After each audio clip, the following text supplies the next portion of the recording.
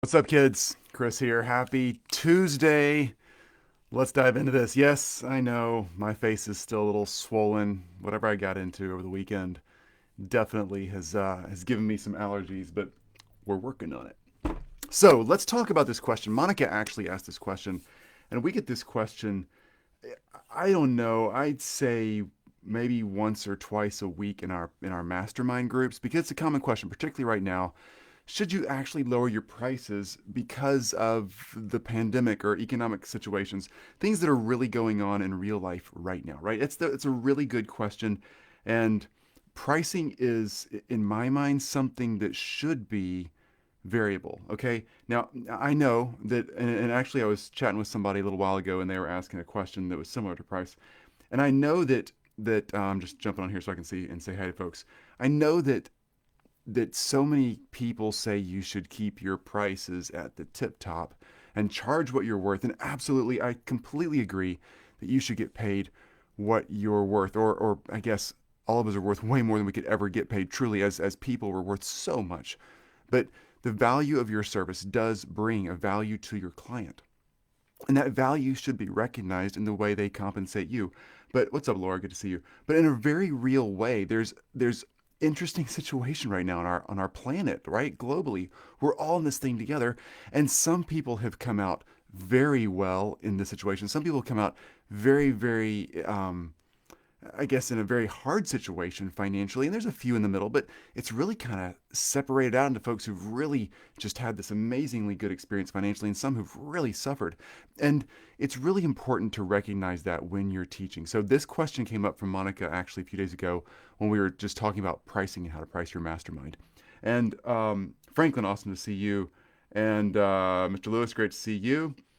So, you want to make sure that you're thinking through pricing in a way that's appropriate to the person you're talking to. So I take this on a one-on-one basis. I'm really careful about this. I definitely have prices on our training, our mastermind, even in my Done For You service agency, which, as you guys know, we work with surgeons in rural communities. So not specifically anything that would relate to many of you, unless you also happen to be marketing in that area. But we're on the high end of the price points there.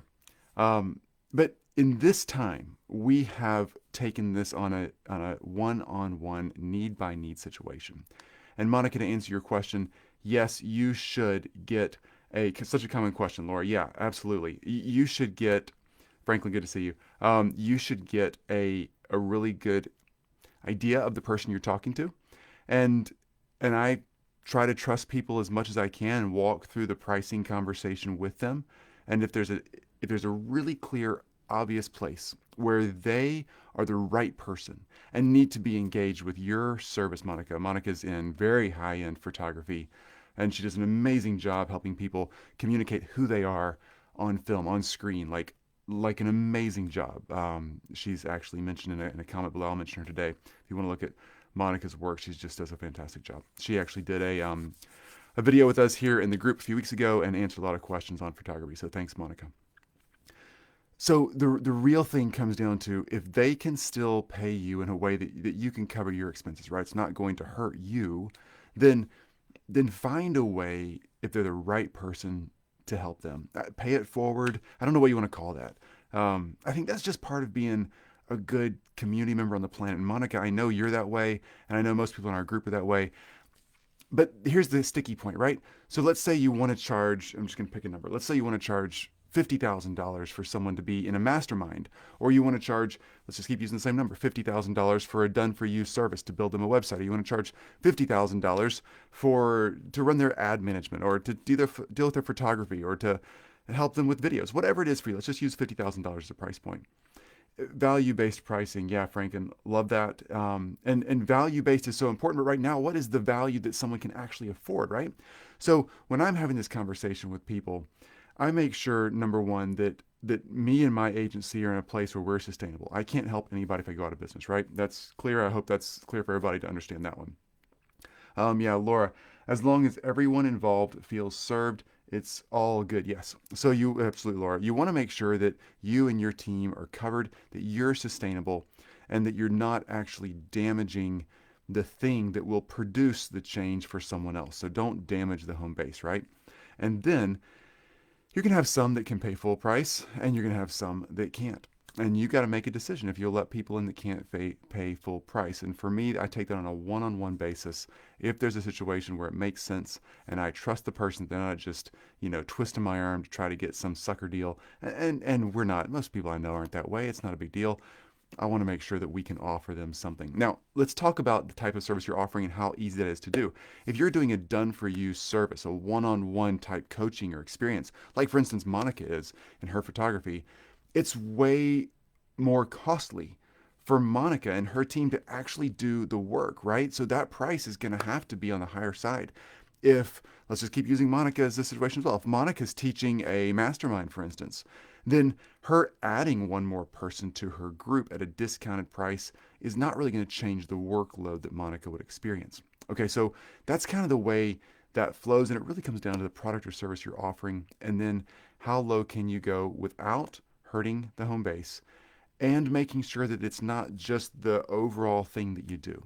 I wouldn't lower your prices all the way down across the board because that's not reality. I mentioned in the notes here and the comment when I posted this that it's perceived or real economic conditions. So a lot of people have perceived economic conditions or real economic conditions. So they might be in a struggling financial situation for real. Like that might be for real where they're at. Some people are really flying and doing very well financially, but they still feel really nervous and scared about the economy or the market or whatever's going on around us, politics, the pandemic, all these things that are kind of out of our control this year and make us feel nervous. That's a perceived economic negative situation. And you got to kind of help your client and you both navigate that and figure out, now are you worried about the future, or are you really in a bad financial situation that we need to actually take immediate action on and work out a financial deal? So I hope that helps. I'm just looking through comments. If anybody has questions, feel free to fire away real quick. I want to make sure I cover this well. I wish Monica and everybody else has asked this question. I wish that I had a more concrete formulaic answer, because I know we all really appreciate formulaic answers when we can just kind of get our head around and be like, oh, well, if A, then B. But in a situation like this, that's not really the case. I was in financial advising. I owned a wealth management firm for high net worth clients in 2008 during that huge economic downturn. I actually started in business in 1999. We had some bad financial situations right after I started in business there as well, with the terrorist attack and World Trade Centers, all kind of things like that were going on. I was in finance at that point as well. So this is my third time in my adult life to go through a cycle like this. And obviously every financial downturn or upturn, every economic swing is its own unique thing. But the fears and the emotions are very, very similar. And it never comes down to a formula. I wish I could say it did, but it comes down to us being real and honest. And particularly when you're doing one-on-one services or group services or any situation where you actually get to talk to your client. If it's a funnel that's going through a webinar and it's just all automated or something like that, which I think those are fantastic. But if you've got something like that and you're not talking to clients one-on-one, it's a whole different ballpark and you got to figure out standardized pricing. But when you're getting to talk to your client, getting to talk to your mastermind member, getting to talk to your done for you service client, your coaching client, whatever it is for you, having that one-on-one conversation and just really diving deep and saying, hey, if you are the right person and finances are in the way, is there a way we can meet in the middle? And just have a really honest conversation about that. And if they can meet in a place where you're comfortable and they're comfortable, then go for it. If they can't and you can't, it's okay. Add all the value you can in a call if you're on the phone with them, or an email, or whatever you're doing, and help them as much as you can with the resources you have, and then move on. And there's so many other resources out there. There's so many things you can find for free out there online, on YouTube and podcasts, and free, all kind of resources where, yeah, you might need to trade your email address for something to get something free, but there's so many ways people can grow even for free right now. So point them in those directions if it helps. Okay. Laura says, humans are complicated. Yes, we are. Isn't it great? Um, yeah, we are complicated, and I think that's part of the dynamic of a situation like this. We're really kind of in a really unique way this time with this financial situation, this pandemic. We're truly all in this together. There's no segment of the population that I know of, I'm no researcher, but that's really immune to all of this. Um, Even the folks who are on the extremely wealthy side or on the very impoverished side are feeling the effects of this pandemic in a really unique way. They're feeling threatened financially and they're feeling threatened from a health standpoint. And that rarely is there anything in life that touches every segment of our global population. And in some ways, that's a really, really unifying thing. It's horrible. I'm not celebrating the pandemic for sure, but it's really great, honestly, to see something that brings us together that we have to fight together.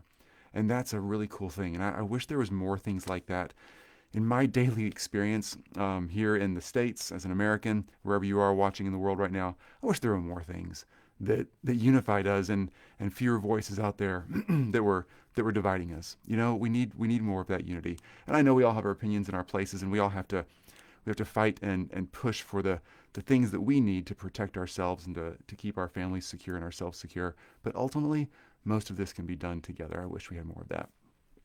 Okay, a couple more questions here. Hey, Tracy, good to see you.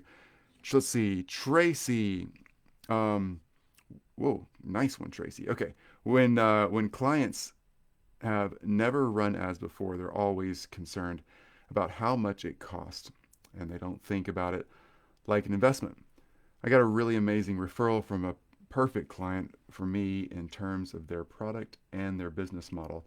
But when I got on the phone with him, he told me he's only spending 25K a week on Facebook ads. Yeah, wow, that's nothing. And to go up to 500 a month max, I tried to explain to him that you need to spend more money to make the money he wants to make, especially with a $150 product.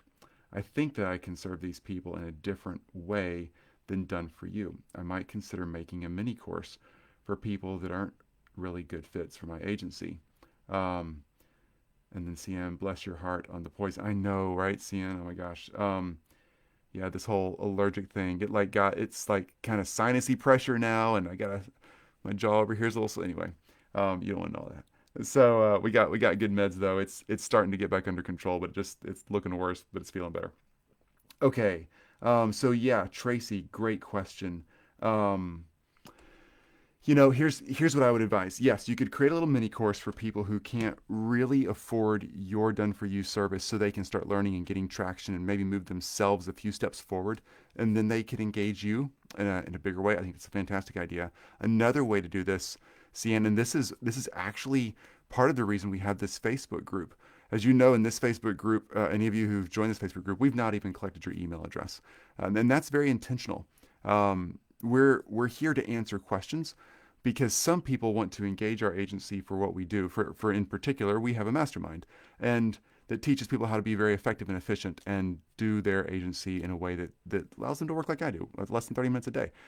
But but the reality of that is a mastermind or even a paid online course is not a fit for everyone. And that's totally okay. We jump on a ton of strategy calls with people in this group and never pitch or sell anything to them. And that's not our intent with the strategy calls. Our goal is to make sure we move people forward. And that's the fun of having a community place like this. So Tracy, you could do something like that. You could even create a Facebook group that you can invite people to or send people to that want to engage your services, where there's a community, people can ask questions, people can engage with you, and you can answer questions like I do here.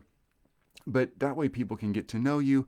It's kind of a way to deliver course like material without having to go to, quite frankly, all the extra work of building a course, right? And keeping it all organized. This gets it done really easily.